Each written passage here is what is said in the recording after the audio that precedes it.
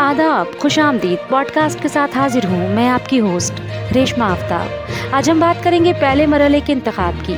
पहले मरहले के इंतखाब में जम्मू कश्मीर की उधमपुर डोडा लोकसभा सीट पर 19 अप्रैल को वोटिंग होनी है। इस सीट पर 12 उम्मीदवारों की किस्मत का फैसला होना है। इस सीट पर वैसे तो 12 उम्मीदवार हैं, लेकिन जैसा माहौल है उसके हिसाब से सीधा मुकाबला बीजेपी और कांग्रेस में नजर आ रहा है।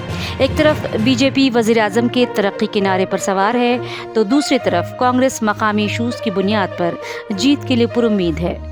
इस सीट पर बीजेपी ने 2 बार के एमपी रहे डॉक्टर जितेंद्र सिंह को अपना उम्मीदवार बनाया है, तो कांग्रेस ने भी 2 बार रुकने पार्लियामेंट रहे चौधरी लाल सिंह को जितेंद्र सिंह के मुकाबले उतारा है।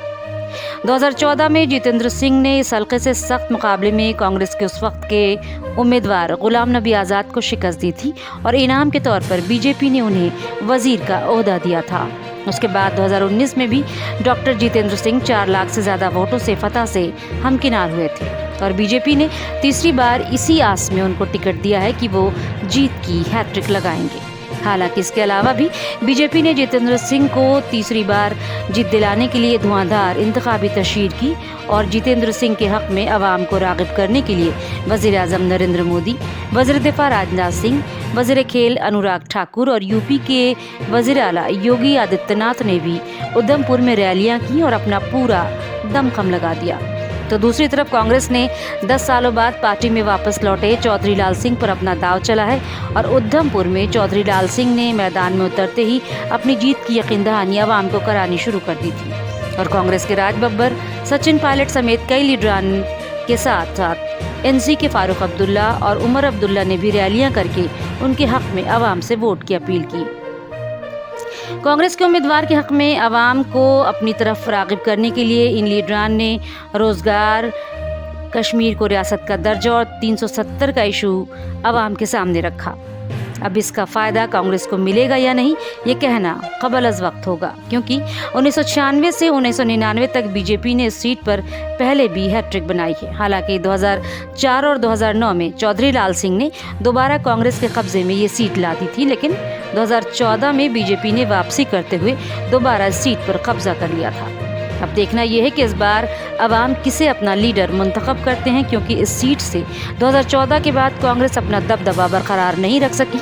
हालांकि इस कांग्रेस के रियासती सदर वक़ार रसूलवानी भी इसी हल्के से आते हैं। वहीं कांग्रेस से अलग हुए गुलाम नबी आज़ाद, जिन्होंने अपनी पार्टी का नाम DPAP रखा है, उन्होंने भी इस बार अपने उम्मीदवार के तौर पर GM सरूरी को मैदान में उतारा है।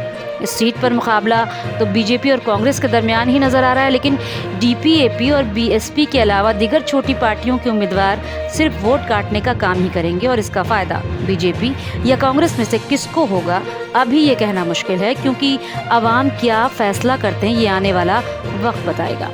इस इंतखाब में 370 हटाने और बरकरार रखने के वादे के साथ साथ बेरोजगारी, सड़क, पानी, बुनियादी सहूलत समेत राम मंदिर भी एक ऐसा इशू रहा जिस पर कांग्रेस और बीजेपी के लीडरान अवाम के बीच गए और लोगों को अपनी तरफ राग़िब करने की कोशिश की।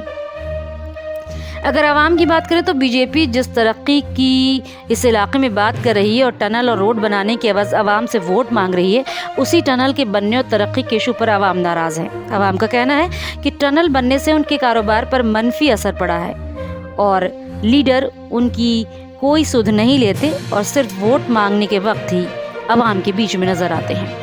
आवाम का कहना है कि इलाके में पानी जैसी बुनियादी सहूलत का फुकदान है और इस मसले ने लोगों की ज़िंदगी को दरहम बरहम करके रख दिया है। और ये सूरत हाल इसलिए भी तशवीशनाक है कि क्योंकि नाक़िस पानी पीने से लोगों की सेहत मुतासिर हो रही है। साथ ही आवाम बेरोज़गारी, इलाके की तरक्की और दीगर इशूज़ को मद्देनज़र रखते हुए अपना लीडर चुनने के मूड में हैं। अब नाराज़ अवाम इस बार किसको अपना लीडर चुनते ये देखने वाली बात होगी।